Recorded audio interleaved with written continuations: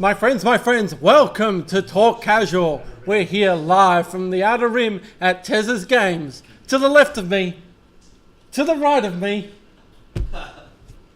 no one's here. Oh well, it's just me tonight. It's the Grandmaster Assault, Ariel. What's on tonight's program? Well, not much. There's not much really to say. There's not much any news, so I thought I'd go with a kind of a 2019 kind of prediction and thoughts. There is some little bit of small news that did pop up on the FFG page. Let me bring that up for you viewers. Just bear with me one moment. So, we did have a small bit of news, and that was the goodbye of the founder of Fantasy Flight Games, Christian T. Peterson. Yeah, if you viewers do know, he was the co-creator of Armada, and he's been at Fantasy Flights for I think 23 years, and then he's moving on now. So, some sad news for Armada viewers. For a dead game yet. Basically, the co-creator of Armada has decided to move on, and the founder of Fantasy Flights game. No, he just said he had enough. He's moving on to other adventures apparently. He had enough of making millions upon millions upon millions. Or the mouse showed him the door. I'm not quite sure. So that controversy. So, or Asami decided to get rid. Asmodee tried to get rid of him or something like that. I'm not quite sure. But that was the main news that did come out from the start of the year. Fake news. And also we did get, if you have a look at the organised play, they actually updated their events, and as you can see, season 4 of 2018 delayed until January 2019. Oh really? Yeah. An FFG product has been delayed? No, get out of town. I know, it's really weird to see a thing delayed from FFG, so go figure that one, ladies and gentlemen. But yeah. So that got updated, and that's what basically we're going to talk about tonight. Basically what's going to happen, what I think is going to happen for the rest of the year for 2019. And we'll probably start off with basically the actual X Wing Hyperspace Cups and Hyperspace Trials. For starters, they were supposed to start now, so where are they? Are there kits? Where are the kits? The kits even haven't been sport yet, so that's how bad it is right now. So we don't even know what the kits are, and we don't even know when they're even going to get announced, and what's in them. And then on top of that, the wait to actually get the kits. So what I've been hearing is they're supposed to start in January. Of 2019. 2019, correct. And it's now January 3rd. Yes, yeah. Correct. So we're waiting for these so-called kits, and no news from FFG. Well, what about the conspiracy theory then, that Christian T. Peterson took all of those secrets with him? Oh, okay. We'll go with that. Sounds like a plan there. Yeah, so bit of limbo in the air about X-Wing. Also, what's going to happen soon, I presume, is the points change to X-Wing 2.0. So the new points are going to be coming out. When do they come out? We don't know. We don't know when that's going to happen either. So we're still waiting for the news for that to come out. Again, FFG sitting on their hands and basically doing nothing really. So, which is, I thought, was one of my biggest gripes about 2018 is their lack of communication, and it looks like they've started off again with 2019 with the same kind of lack of communication. Where's the retail officer? They don't know. Communications officer. They need a propaganda minister of propaganda. Hey, I'm free after March. FFG, if you need a minister of propaganda, I'm definitely there. Hit me up. And my name's on his resume. That's correct. Call me. So now, after that, we'll talk more about X-Wing now. Wave 3 is coming with the with the Republic and the CIS. So the Clone Wars stuff will be coming out sometime this year. Then what's after that? What will be the newest ships coming out after that? We don't know. What would be the next thing that I think? Movie year, isn't it? We get a movie. We're getting episode 9. Yeah. So we'll probably get something out of that. That will be probably, I'd say, a wave 4 thing. Yeah. A wave 5. Wave 5 actually. I'd say a wave 5. Wave 4 will be more Clone Wars stuff. Okay. There are different fighters they still haven't released with the say the Naboo fighter. Naboo fighter hasn't been announced yet. What's the other cartoon series coming out? Resistance. Yeah, we've got resistant ships that can be used as well too. Right. So that can be come out and see. I believe that will come out wave 4, and wave 5 will deal with the episode 9 stuff. Correct. And I believe that will happen. That's what's going to happen. For the Clone Wars ships, I'd say the Naboo fighter. I believe that there's other ones there. I can't remember the names off the top of my head. There's a CIS bomber that needs to be released as well. There's plenty of other ships. I can't remember off the top of my head the ships' names. I should have researched them, but yeah, I believe that's what's going to happen in X-Wing. X-Wing Worlds. It's going to happen in October this year, and then do we know if it's? I know it's invite only, just like Worlds invite only. But can other people come in and join in? We're not quite sure about that either. FFG World's open invitation. Yeah, that's it. So yeah, it's a big if with X-Wing at the moment. We're all waiting for this news, and again, as always, FFG are fantastic with their communication. Now, let's hit to Armada. Armada. Oh! So, 2019, we'll definitely get the Superstar Destroyer. We'll definitely get it. Cross fingers here and everything. And pre-order at the wholesalers. Oh, there we go. Yeah. Oh, so something is happening, ladies and gentlemen. Yeah. Now, the much anticipated Wave 8. Where is that? Is that going to come out this year? Do you think they'll have to have something ready to come out? It just can't be a one release per year. I believe Wave 8 will come out this year sometime. They've still got tons of ships they can use. Yeah, In absolutely. the Oh yeah, absolutely. They've still got. They actually had one ship from Rebels they didn't use, the Imperial Dreadnought. They could bring out with that. What is it? Dreadnought. They've still got to spoil the scum faction, don't they, for a Oh yeah, yeah. That's not going to happen. No. But that's one ship that they can use.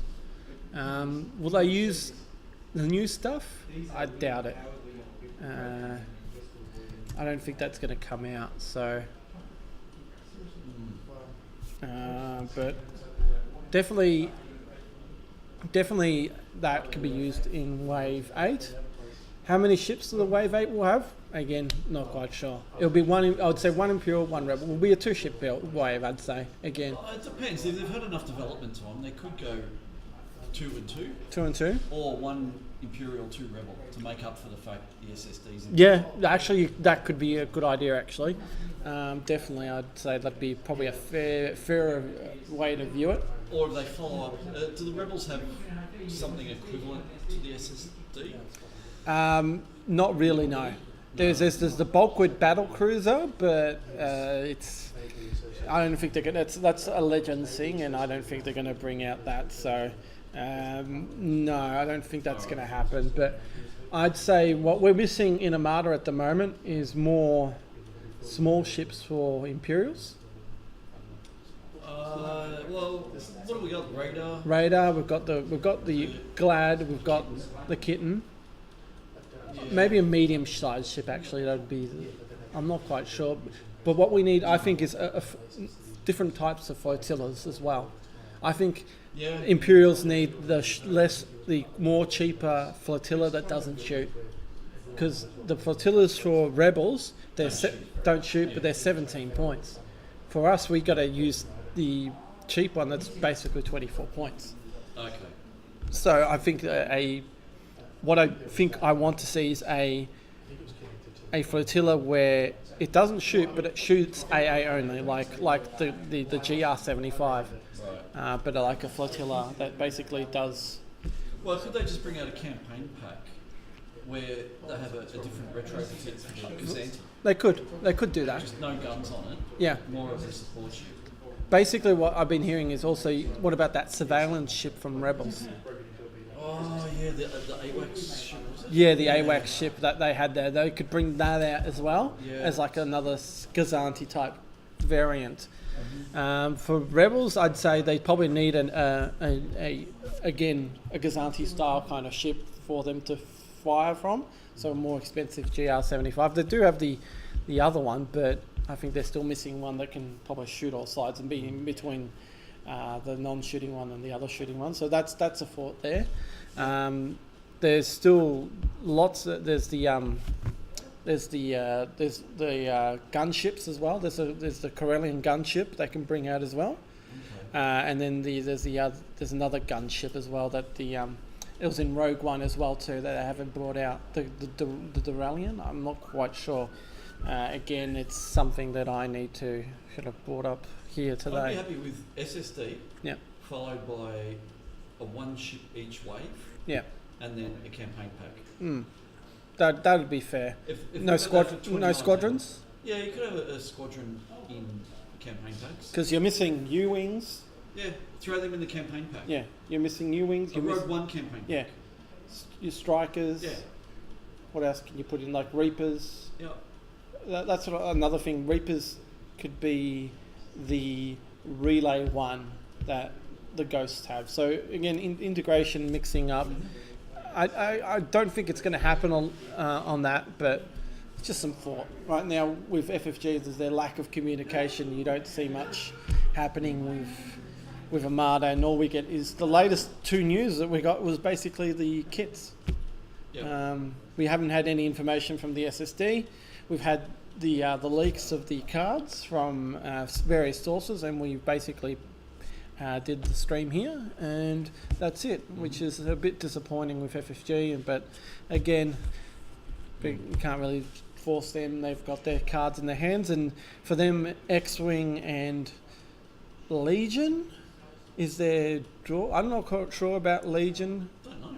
Legion's not really hitting well here. Destiny, Keyforge. Keyforge is their one. The X Wing and Keyforge. Yeah, they're riding Keyforge pretty hard, which yeah, is fine. Yeah.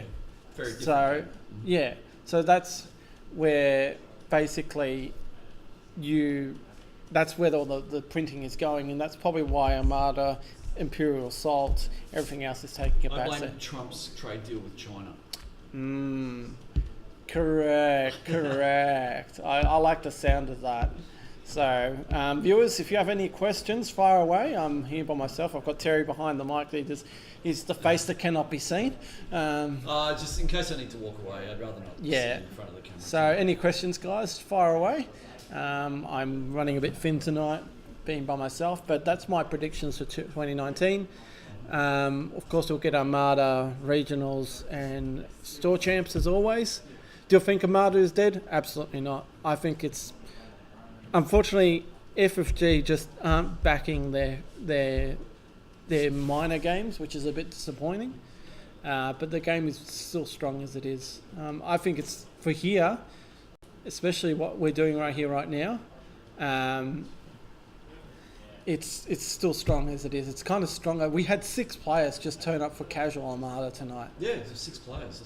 That's unheard of, basically. I remember the dark days of Armada. We rock up for a tournament, and it'll be just Ian and I or another person. Yeah, we get 3. We get 3. A couple of tournaments, there was only 3 people. And you can't run. And that was 6 months of a time. That was and now we get minimum of 6 players showing up for a tournament, which is unbelievable. And last month, when I decided to run just a casual event, I thought we'll get 4 players and whatever. If we're not, we'll just play casual games of Armada. We got 8 players. I didn't believe in my wildest expectations that we'll get 8 players to show up. after Christmas, like 2 days after Christmas, and people showed up. So, Yeah, that's right. yeah, to say that the game is dead is probably not it's not really the thing to say here. I think it's strong. It's just that FFG need to push their products and let's play games. Come on, guys, start ordering some Armada stuff. Start pumping that stuff through. It's the stores that are really hurting at the moment with no actual stock. If you want a VSD, there's tons of VSDs. Woo! You can have VSDs to your ears don't come bleeding out of them. Nothing else. But nothing else, and I find that a real shame, especially when I had to demo the game at PAX and I had to tell people, sorry, it's a great game, but to get stock is almost impossible. So, yeah, so I hope that FFG pull their finger out of their bum and actually start printing some stuff, and same for our distributors here in Australia, and see what the game has potential, because right now we're doing way better than Imperial Assault and Legion. I'm not sure about Destiny and other things here, but definitely right now with our regionals right now we're sitting on 15 players, and that's the highest ever in Victoria. So basically, if we were 14 last year, were we? Yeah, we have 14. We had 14 last year. Now we're going up, and we've got one spot left to cap. So we're still waiting for that person to hopefully join up. But Luke sent us a message here. Fleet archetype winning list prediction for upcoming regionals. Oh, that's pretty simple. It's Overload Pulse Avenger. Definitely. Yeah, IST and an Interdictor. Interdictor, that's it. Two Gazantes. Two Gazantes. Pushing Squadrons. That's it. There's your regionals winner. Yeah. I think anything can win regionals these days. I don't see anything not winning. You've got Sloan, you've got Riken. Though there isn't much of a Riken meta here. I rarely see people flying Riken. General Dodana is very popular, and Akbar is popular here. Body's still good as well. So you'll get a lot of players playing dual ISDs. I think that's going to happen. A lot of players will be playing dual ISDs. You'll still get your squadrons. Definitely, I think that you'll definitely need squadrons for regionals. I think you have to be some kind of caliber player and also get the right pairings to play a squadronless fleet. Well, with 16 players, 3 rounds, you will get 2 undefeated players at the end of it. Yeah. So it's very matchup dependent and luck of the draw. Yeah. Just as much as any other tournament. Yeah. And that's Nadine. Ian says Nadine, so we'll see what Ian's bringing. He's always keeping his cards closer. Ian brings up any jank and wins it all for some weird reason. I don't understand his uncanny ability. Last time got beaten by Games of James. Games of James, that's it. Put him in his box. Yeah, that was an awesome day. But Nadine's still good. Yeah, I totally agree. Nadine's pretty awesome. Any Rebel commander is really awesome. I don't really think any. I don't think any Imperial Rebel commander is bad. You know, people say that Garm is bad, but then Ian kind of takes it back and said, "No, watch this now. You know, hold my beer, and I'll show you how I can win with Garm." So, Kraken this year. Yeah, Kraken this year. Okay. So Luke's saying, so Pelter Z95s, and yeah, hey, Pelters are really good. It made top 4 of Worlds last year, so I wouldn't knock Pelters. And I've seen Pelters run at Nationals this year too. So they're good squadron pushers with All Fighters Follow Me, especially with the B-Wings and Yavaris and that. So I wouldn't discount those, Pelter as well. Definitely Kraken this year. I've already said that, Ian. But yeah, I never discount any ship. Any ship can win it. Even like from the Imperial side of things, Raiders have kind of gotten better with disposable capacitors and heavy ion emplacements. So they can shoot at long range, because that's the thing. That was one of the biggest drawbacks with the Raiders, having the evade token, but they wanted to be up nice and close with the black dice. If you take a Raider 2 Corvette, shooting 3 blue dice, and you've got disposable capacitors plus heavy ion emplacements, then you can shoot your 3 blue dice at long range and hopefully get that crit on there and hit the ion emplacements. So Wave 7 has actually opened up a lot of things that were kind of dead and buried. Granted, of course, Tag is still useless, and Constantine is still useless. So I don't think they will make a list. Tarkin's too expensive as a commander itself, but you'll definitely, of course, you'll see your Sloan builds as well. You'll see your Quasar heavy squadron lists. As I said, your dual ISDs. You'll see your fish farm variants of Akbar, Pickles, and Corvettes. You'll see Demo. Definitely see Demo. Demo's still awesome as well. Demo, even with... what I'm seeing a lot is Demo with Captain Brunson on it, to make it that extra survivability. And also you can put Tua and ECMs on it if you really want to kit that thing out. So there are certain things you can, especially with Wave 7, has brought out the big guns for that. So that's what I believe what's going to be big in the regional scene. Again, it all depends on the meta of the area. It depends on where you are. As I said, I'm talking what I experience here. There's going to be about 50-50 Imperial/Rebels. I'd say more, actually 60-40 Imperial way, because a lot of Imperial players in this neck of the woods. But as always, what's going to win? It's a luck of the dice, luck of the draw, luck of whatever you get. Luck of the draw, I reckon. Yeah, definitely luck of the draw, especially with just 3 rounds of Armada. It's anything goes, really. Well, you get that, if someone could get a nice 10-1 win, yeah, grab one. Yeah. There'll be a couple of bunnies playing. Yeah, absolutely. And that's just how it is. Basically that's it. That's how the way it is. So, well, we'll be here next weekend. Well, not this weekend coming, but the weekend after that. Just hope it's not a lot. For Armada Regionals, so we'll find out then. We'll have our last Armada practice stream next week as well, so tune in for that. So we'll have that as well. But apart from that, that's really it for tonight. I don't see anything else major coming from FFG. That's my predictions. Wave 8 definitely is coming. I believe it's coming, and I put my money into the cryptos into that. If definitely do 2 waves of X Wing and a wave of Armada.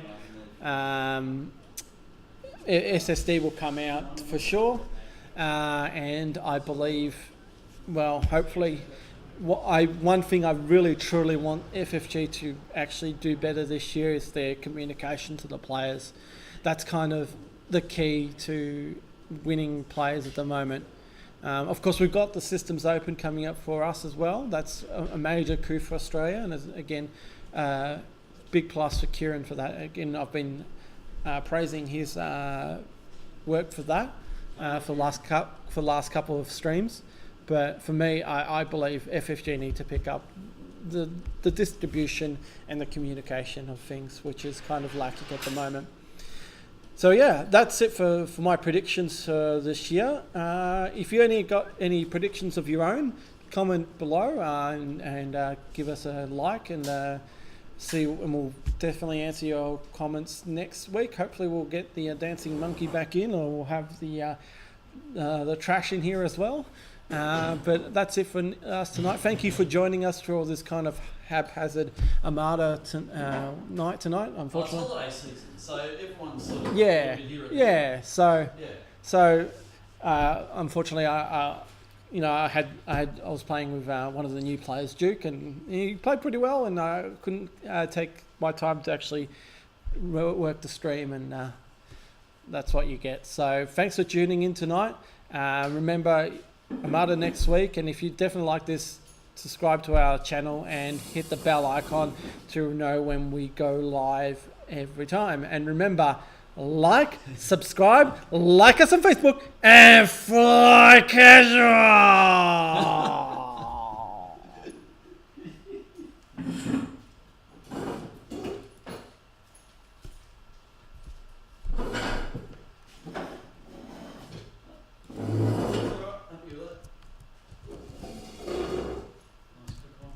Yeah, I wasn't. I didn't have any. I didn't. Yeah, that's alright, man. No, I'm happy it's a little bit earlier. Yeah, I knew you, Yeah, especially with this heat. yeah. The 11:30 finish, it starts to sort of drain me a little bit. All good. Because what I'm probably going to do